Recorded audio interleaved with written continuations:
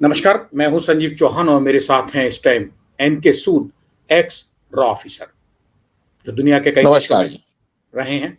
सूद साहब, अमेरिका में उथल पुथल मची हुई है, चुनाव का माहौल है, गर्मा गर्मी है, कंपेनिंग चल रही थी, ट्रंप और जो बाइडेन के बीच फाइट थी, लेकिन ट्रंप के ऊपर जो हमला हुआ उसके बाद अब जोसेफ रॉबिनेट बाइडेन जूनियर यानी जो बाइडेन जो प्रेजेंट राष्ट्रपति हैं, इनकी स्थिति क्या होगी?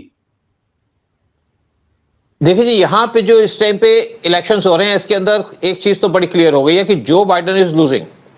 जो बाइडेन के इसमें जीतने के कोई चांसेस नहीं है। ट्रंप के हमले के बाद या वैसे भी था, उससे पहले से भी ये जीतने को किसी तरीके से मूड में नहीं थे, क्योंकि इनको कोई बेसिकली देखा जाए तो जैसे यूएस के अंदर एक मेन चीज होती है टीवी डिबेट, उसमें फ्लॉप हो गए। जो पहली डिबेट स्टार्ट हुई थी टीवी के ऊपर, वो हुई थी 1960 में जॉन एफ कैनेडी और रिचर्ड निक्सन के बीच में। तो उस डिबेट के अंदर कैनेडी जीत गए, और स्पेशली उस टाइम पे निक्सन लीड कर रहे थे, लेकिन कैनेडी डिबेट के बाद जीत गए। और इसकी बड़ी सिग्निफिकेंस भी है, इंपॉर्टेंस भी है, क्योंकि वहां पे फॉरेन पॉलिसी के इश्यूज डिस्कस किए जाते हैं, पूरे वर्ल्ड के इश्यूज डिस्कस किए जाते हैं, उनकी इकोनॉमिक सिचुएशन को डिस्कस किया जाता है। और इसके जब डिबेट हो रही थी तो जो बाइडेन फंबल कर रहे थे, भूल जाते हैं। बहुत इंसिडेंट हुई है, आपने पिछले दिनों सुनी होंगी कि यहाँ पे भूलने की इंसिडेंट हुई है। तो बहुत से इंसिडेंट हुई है पीछे, जैसे G7 की मीटिंग में गए जो बाइडेन, वहां जाकर के गलत रास्ते चलने शुरू हो गए। और इटली में हो रही थी, इटली की जो प्राइम मिनिस्टर थी मेलोनी, वो इनको पकड़ के लेके आई। फिर जब नाटो की मीटिंग हो रही थी रिसेंटली 2 हफ्ते पहले, तो तब भी लेट पहुंचे यहाँ पे, और फिर फब्बल कर जाते हैं।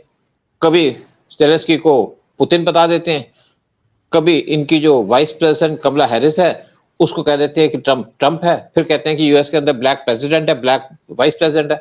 तो ये सब जगह में ना तो कुछ कह पाते हैं ना कुछ है, लेकिन इनको ये फिर भी इनको कैंडिडेट बनाया हुआ था। 81 साल की इनकी उम्र हो गई है और बातें भूल जाते हैं, लेकिन फिर भी कैंडिडेट थे डेमोक्रेटिक पार्टी के। तो इनकी पार्टी के पास ऐसी क्या मजबूरी है कि जो बाइडेन के अलावा और कोई टक्कर देने वाला नहीं विरोधी प्रतिनिधि को या प्रत्याशी को इलेक्शन में? यही तो प्रॉब्लम है ना। देखिए, ये एक तो प्रेसिडेंट बना दिए, और इनका जो टोटल टेन्योर था 5 साल का, कंप्लीट फेलियर। यूएस कहां से कहां पहुंच गया, यूएस को आज कोई पूछता नहीं है वर्ल्ड के अंदर, जबकि इतनी बड़ी पावर है। जो यूएस की पोजीशन थी वो कम से कम 10 से 20% नीचे आ गई है, फेलियर्स की वजह से, गलत पॉलिसीज की वजह से, गलत प्रोग्राम की वजह से, और अपने दोस्तों को चैलेंज करने की वजह से, दोस्तों को पीटने की वजह से, इसी वजह से डाउन हो गए हैं। लेकिन फिर भी इनको प्रेसिडेंशियल कैंडिडेट बना दिया, क्योंकि ये बनना चाहते थे, क्योंकि पहले प्रेसिडेंट थे, कहते मैं फिर इलेक्शन लड़ूंगा। और साथ में इनको ओबामा सपोर्ट कर रहे थे। ओबामा क्यों सपोर्ट कर रहे थे? ओबामा इसलिए सपोर्ट कर रहे थे कि वो डिफैक्टो प्रेसिडेंट थे, उनको बहुत सारे चीज इश्यू की बात करते थे। फिर स्पेशली ओबामा एंटी इंडिया बातें कर रहे थे, तो ओबामा भी इनको दे रहे थे सपोर्ट। लेकिन जब ट्रंप के ऊपर अटैक हो गया, तो उस टाइम पे क्लियर, एक बात तो क्लियर हो गई कि अटैक जो हुआ, ये ऐसा लगता है कि जानबूझ के अटैक कराया गया।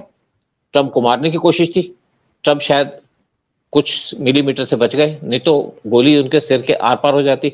और जो मारने वाला था वो सिर्फ 150 मीटर दूर था, छत के ऊपर बैठा था। तो किस तरीके से उनकी एफबीआई ऐसे लूप होल छोड़ सकती है? ठीक है, जो 7 लोग थे ट्रंप के, उन्होंने उनको घेर लिया, वो तो बच गए। जो जिसने गोली मारी थी उसको भी शार्प शूटर से मार दिया। लेकिन इशू ये आता है कि जो शार्प शूटर था वो वहां पहुंचा कैसे एफबीआई चूक गई? और बहुत से जो पुराने एफबीआई के लोग हैं उन्होंने भी इसके ऊपर क्वेश्चन रेज किया। अब दूसरी बात आती है कि ओबामा का एटीट्यूड क्या है। अब ओबामा ने एक टीवी इंटरव्यू के अंदर कहा है कि जो बाइडेन इलेक्शन जीत नहीं सकते, और साथ में उनके यूएस की जो पास्ट स्पीकर थी नैन्सी पेलोसी, उन्होंने भी कहा जो बाइडेन को आप हट जाओ। लेकिन जो बाइडेन कहता है कि नहीं, मेरे को जो इंडिकेशन दी गई है मेरे हिसाब से मैं जीत जाऊंगा, और सीट नहीं छोड़ना चाहते, कि उनकी वाइफ उनके साथ है, कि वाइफ कहती है कि आप पल्ला मत छोड़ो, आप यूएस के प्रेसिडेंट की सीट मत छोड़ो। और एक टाइम पे बात होती थी यूएस की कि यूएस के जो लीडर्स होते हैं, लोग होते हैं, नेशनलिस्ट होते हैं। आज ऐसा लग रहा है कि यूएस के अंदर सेल्फिश लोग बैठे हैं, और कई हिसाब से यूएस की पोजीशन भी इंडिया के हिसाब से मिलती है, क्योंकि इंडिया के अंदर जो इलेक्शन हुए उस टाइम, उससे पहले मोदी के ऊपर कई लोगों ने अटेम्प्ट करने की कोशिश की थी, और यहाँ पे जो बाइडेन के ऊपर अटेम्प्ट की। और दोबारा बात आती है कि अगर जो बाइडेन, मोदी तो आ गए, कम सीटों से आए, और यूएस का इसमें बड़ा नेगेटिव रोल था इंडिया के अंदर इलेक्शंस के अंदर। मोदी को हराने के लिए बहुत खर्चा किया इन्होंने, बहुत से इनके यहाँ पे ऑपरेशन चल रहे थे कि मोदी हार जाए या मोदी कमजोर हो। साहब, मैं रोकना चाहता हूँ एक बार। आप कहते हैं कि नेगेटिव रोल था जो भारतीय लोकसभा के चुनाव हुए जिसमें मोदी जी ने तीसरी बार प्रधानमंत्री पद की शपथ ली है। तीसरी नेगेटिव रोल बार था यूएस का। मैं यूएस यूएस का। का नेगेटिव रोल सर जी यूएस के लिए आप देखिए, रिप्रेजेंट तो 46वें राष्ट्रपति के रूप में, प्रेजेंट राष्ट्रपति के प्रेसिडेंट के रूप में तो जो बाइडेन ही कर रहे हैं ना रिप्रेजेंट। जो जी जो बाइडेन और अमेरिका एक दूसरे के पूरक है ना, पर्यायवाची जी तो है ही ना बिल्कुल। सर। हाँ, नहीं तो ठीक है। बेसिकली क्या था, तो क्या देखिए सर देखिए अब मान लिया अगर ये लूज करते हैं, सीट नहीं जीत पाते हैं, नहीं प्रेसिडेंट बन पाते हैं और ट्रंप बनते हैं, तो क्या ट्रंप भारत के लिए और मोदी के लिए हितकारी होंगे? देखिए, मैं ट्रंप भी कुछ हिले हुए हैं, मैं बता दूं एक आपको, लेकिन ट्रंप देश का तो सोचते हैं। ट्रंप का जो मेन डायरेक्टिव है वो है चाइना।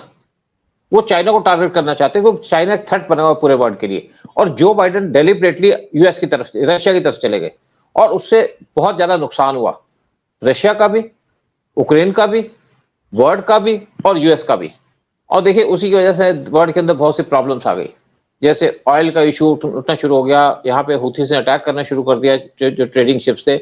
लेकिन अगर यहाँ पे ये वार ट्रंप आ जाते हैं तो जो वार है रशिया यूक्रेन का, उन्होंने पहले कह दिया इसको मैं खत्म कर दूंगा, तो इसका कोई पर्पस भी नहीं था वार का। जो वर्ल्ड के लिए कंट्री थ्रेट बना वो है चाइना। चाइना पे इनको ध्यान देना चाहिए था जब ट्रंप आए थे, या उससे पहले भी 2004 में यूएस और इंडिया एक्सरसाइज किया करते थे नेवी की, क्योंकि उनको लगा कि चाइना यहाँ पे थ्रेट आ रहा है तो उसकी तैयारी कर रहे थे। और फिर यहाँ पे क्वाड बन गया, क्वाड बना चाइना को काउंटर करने के लिए, और क्वाड के अंदर जापान भी आ गया, ऑस्ट्रेलिया भी आ गया, ताकि हम यूएस को, चाइना को चैलेंज कर सके, क्योंकि चाइना साउथ चाइना सी के अंदर जो नेबरिंग कंट्री उनको तंग करता है, 90% एरिया वो क्लेम करता है और किसी को वहां ना ट्रेड करने देता ना फिश पकड़ने देता है। तो इससे एक डेंजर बना हुआ है वर्ल्ड पीस को। तो लेकिन जो बाइडेन के आने के बाद ये ढीला पड़ गया और चाइना इस टाइम पे डोमिनेट कर रहा है साउथ चाइना सी को। फिलीपींस के जो शिप्स हैं या उनकी जो फिशिंग बोट्स हैं उन पर अटैक करता है और एक डेंजर बना हुआ चाइना। और ट्रंप ने पहले कह दिया कि मेरा जो मेन अटेंशन होगी चाइना की तरफ होगी। अगर यूएस की अटेंशन चाइना की तरफ होगी तो इंडिया का उनको साथ देना पड़ेगा और इंडिया उनके साथ होगा, क्योंकि चाइना यूएस को एनिमी नंबर 1 मानता है और इंडिया का एनिमी नंबर 1 है चाइना। तो इसलिए दोनों का एक तो आपस में कनेक्शन भी है और ये भी है, इशू भी है। लेकिन दूसरी बात है कि जो क्वाड बना था वो भी चाइना को काउंटर करने के लिए था, जबकि इसको ये बनाना चाहते थे एज ए आर्म्ड ग्रुप, लेकिन इंडिया ने मना कर दिया, क्योंकि अगर आर्म ग्रुप बनता तो क्वाड बनने से इंडिया को हर एक, जैसे नाटो की तरह इनको इनके साथ चलना पड़ता और इंडिया इस टाइप का रिस्क लेगा नहीं। और दूसरी बात है कि चाइना इंडिया के क्लोज है, तो अगर कोई वार होता है तो इंडिया को सफर करे, तो इंडिया मेन टारगेट होता है चाइना का। तो इंडिया उससे हट गया। इंडिया ने कहा इकोनॉमिकली हम चाइना को काउंटर करें और जो कुछ भी हो सकता है, जो नेबरिंग कंट्रीज हैं जिनको चाइना तंग करता है उनको आर्म्स से एमुनिशन दे ताकि वो अपनी लड़ाई खुद लड़े। तो लेकिन अब जो है, जैसे ही जो बाइडेन ने पिछले 2 साल से क्वाड को एक हिसाब से इनफेक्टिव कर दिया और ये जाते हैं, तो जब ट्रंप आएंगे तो दोबारा क्वाड एक्टिव होगा। और देखिए पहले भी तैयारी हो चुकी है कि जितने भी यूएस के वारशिप्स होंगे या हमारे जो पोर्ट्स हैं वहां पे उनकी रिपेयर की जाएगी, मिसाइल्स इंडिया के अंदर बनाई जाएंगी। और अगर वार होता है तो ताकि उनको जो मिसाइल्स हैं वहां से लानी पड़े, बल्कि इंडिया के नेबरहुड से मिल जाए। तो इसलिए इंडिया का रोल भी है और इंडिया की इंपॉर्टेंस भी है। तो जब ट्रंप आएंगे तो ये सारी पॉलिसी चेंज होगी, जो बाइडेन की पॉलिसी है उसका उल्टा हो जाएगा। और देखिए यहाँ पे कुछ लोग मोदी के बारे में कहते थे कि मोदी आएंगे तो डेमोक्रेसी एंडेंजर हो जाएगी, जो मैं सिमिलरिटी की बात करता हूँ। उसी तरीके यूएस के अंदर भी एक चीज चल रही है कि डोनाल्ड ट्रंप आएंगे, जो कैंपेन चलाया जा रहा है डेमोक्रेट्स के द्वारा कि अगर ट्रंप आएंगे तो उनकी डेमोक्रेसी खतरे में पड़ जाएगी। ना तो इंडिया में डेमोक्रेसी खतरे में हुई, ना यूएस के अंदर खतरे में होगी। इंडिया के अंदर डेमोक्रेसी या डेमोग्राफी तब खतरे में पड़ती जब यहाँ पे कांग्रेस की गवर्नमेंट आती है, अलायंस की गवर्नमेंट आती है। तो यहाँ पे तो हिंदुओं को मार दिया जाता, कन्वर्ट कर दिया जाता। एनके सूसा जी, आप तो रॉ के अफसर रहे हैं और यूके, लंदन वगैरह, ठीक है, और कई देशों में रहे हैं, आपको सब पता है। जो ट्रंप के ऊपर अटैक हुआ है, क्या इसमें ये जानबूझ के प्लांट किया गया है ताकि ट्रंप को इलेक्शन में बेनिफिट मिल सके, या इसमें कहीं लूज करके, मतलब लूज रही है सिक्योरिटी ट्रंप की? देखिए ट्रंप को के अंदर जो सिक्योरिटी का अरेंजमेंट था उसमें कुछ गैप छोड़ दिए गए। जैसे 2013 में जब पीएम मोदी पटना गए थे तो सिक्योरिटी के गैप छोड़ दिए गए थे नीतीश कुमार के द्वारा, और नीतीश कुमार वहां से भाग गए थे। और इसी तरीके से ऐसा लगता है कि यहाँ पे कुछ गैप छोड़ दिए गए ताकि ट्रंप को एलिमिनेट कर दिया जाए। और ये सारी बातें तो तब बात सामने आएगी जब ट्रंप दोबारा पावर में आएंगे, इसके ऊपर इन्वेस्टिगेशन भी होगी कि क्या कौन आदमी इन्वॉल्व थे जिन्होंने इस टाइप के गैप छोड़े, क्योंकि एक बहुत सीरियस इशू है। ये कोई ऐसी नहीं है कि आप छोटी मोटी गलती कर सकते हैं, सिक्योरिटी में चूक का कोई गुंजाइश ही नहीं होती। क्या तो सर इससे जॉय बाइडन जो है और प्रेजेंट जो एजेंसीज हैं अमेरिका की, वो इतनी बड़ी गलती करेंगी, मूर्खता करेंगी कि ट्रंप पे अटैक होने देंगी सर? हुआ ना, अटैक हुआ ना, कोई आसमान से तो नहीं आ गया ना, अटैक तो हुआ ना। और क्यों हुआ? तो ये कॉन्स्पिरेसी खुद ट्रंप की तो नहीं है कि अटैक हो, मैं बच जाऊं नहीं जी, और मुझे पॉपुलैरिटी मिल जाए? ट्रंप की पॉपुलैरिटी वैसे ऊपर चल रही थी, क्योंकि जो बाइडेन जो चाह रहे थे वो था कि मैं रशिया को वार में हरा दूं और मैं इलेक्शन जीत जाऊंगा। ये इनकी पॉलिसी थी। और पहले को था कि मैं अफगानिस्तान से फोर्सेस हटाऊंगा तो मेरी बड़ी पॉपुलैरिटी होगी। लेकिन जैसे अफगानिस्तान से उन्होंने फोर्सेस हटाई जल्दी जल्दी के अंदर, उनसे इनकी पॉपुलैरिटी डिक्रीज हो गई और अमेरिका की वैल्यू कम हो गई। उसके बाद जिस तरीके से गल्फ के अंदर सिचुएशन हुई, जिस तरीके से चाइना ने तंग करना शुरू कर दिया पूरे वर्ल्ड को, तो यूएस की पॉपुलैरिटी और नीचे आ गई। और जो बाइडेन को उसका जो सारा ठीकरा इंडिया ठोकना शुरू कर दिया। जैसे पन्नों के चक्कर में इंडिया को टारगेट करना शुरू कर दिया। मतलब उनको लगा कि मैं इलेक्शन हार रहा हूं तो इंडिया के ऊपर मैं अपना ठीकरा फोड़ूं। और देखिए, जून 2023 में पीएम मोदी को स्टेट विजिट पे बुलाया था यूएस के अंदर और बड़े अच्छे अच्छे एग्रीमेंट साइन किए थे। MQ-9 भी ड्रोन्स देने की बात भी की थी, लेकिन आज तक वो ड्रोन्स इंडिया को नहीं मिले। और दूसरी बात है कि जब पीएम मोदी के जाने के कुछ महीने के बाद इनका एक एटीट्यूड इंडिया की तरफ चेंज हो गया। कैसे चेंज हो गया? क्योंकि इनको लगा कि पीएम मोदी की तो पॉपुलैरिटी बहुत ज्यादा हो रही है। तो ये एक्चुअली चाहते हैं कि इंडिया के अंदर ऐसा प्राइम मिनिस्टर आए कि जो अनपॉपुलर हो, या जो यूएस का पल्ला पकड़ के घूमे, या यूएस के पैरों में गिरे, चाहे कांग्रेस का हो चाहे किसी का भी हो। तो इसलिए मोदी को इन्होंने टारगेट किया इंडिया के अंदर इनकी भी इन्वॉल्वमेंट थी, चाइना की इन्वॉल्वमेंट थी, पाकिस्तान की इन्वॉल्वमेंट थी, ताकि मोदी कम वोटों से जीते या हार जाए। लेकिन और एक बात आपको याद होगी कि राहुल गांधी ने कहा था कि मोदी इस बार पीएम नहीं बनेंगे। और राहुल गांधी जो बात बोलता है उसको हम लाइटली लेते हैं, लेकिन राहुल गांधी बोलता है किसी और के कहने पे, जो उसको कहा जाता है, सिखाया जाता है। तो इसके ऊपर बड़ी चाल थी उस टाइम पे। और जो डेमोक्रेसी की बात है कि डेमोक्रेसी डेंजर में इंडिया के अंदर, यही बात चल रही है यूएस के अंदर कि अगर ट्रंप आएंगे तो डेमोक्रेसी डेंजर हो जाएगी। यहाँ पे भी था कि अगर मोदी आएंगे तो डेमोक्रेसी डेंजर हो जाएगी। सूद साहब, कहीं आप ये कहना चाहते हैं कि राहुल गांधी के मुंह से जो बयान दिलवाया गया था कि प्रधानमंत्री नहीं बनेंगे मोदी तीसरी बार, इसके पीछे कहीं अमेरिका था? देखिए, अमेरिका था, कोई भी था, मैं ये नहीं कह सकता कौन था, लेकिन ये है किसी बेसिस पे बोला उन्होंने, किसी बेसिस पे बातें की हैं। नहीं तो राहुल गांधी की इतनी हिम्मत नहीं है, राहुल गांधी की इतनी नॉलेज भी नहीं है। आजकल जो राहुल गांधी बोलते हैं किसी के जुबान सामने आके बोलते हैं, मुंह राहुल गांधी का होता है तो वर्ड किसी और के होते हैं। चाहे कॉन्स्टिट्यूशन की बात हो, चाहे वो हो कि पीएम मोदी या मोदी दोबारा थर्ड टर्म में आएंगे नहीं, वो किसी के कहने पे बोले जाते हैं। देखिए, राहुल गांधी बहुत बार फॉरेन जाते हैं, चुपचाप चले जाते हैं बगैर किसी को बताए, कोई इनके यहाँ पे इंपॉर्टेंट इलेक्शन हो तब भी चले जाते हैं, क्योंकि उसके बाद वहां पे कॉन्स्पिरेसी स्टार्ट हो जाती है। आपने बहुत बार देखा होगा। तो इसलिए ये जो सारा जो खेल किया गया है इंडिया के अंदर, जरूर उसके पीछे यूएस का हाथ है। और देखिए, यहाँ पे इस टाइम पे टेररिस्ट अटैक भी हो रहे हैं पाकिस्तान की तरफ से, और इंडिया कुछ बोल नहीं रहा। उस पर हम अलग वीडियो बात करेंगे क्यों नहीं इंडिया बोल रहा।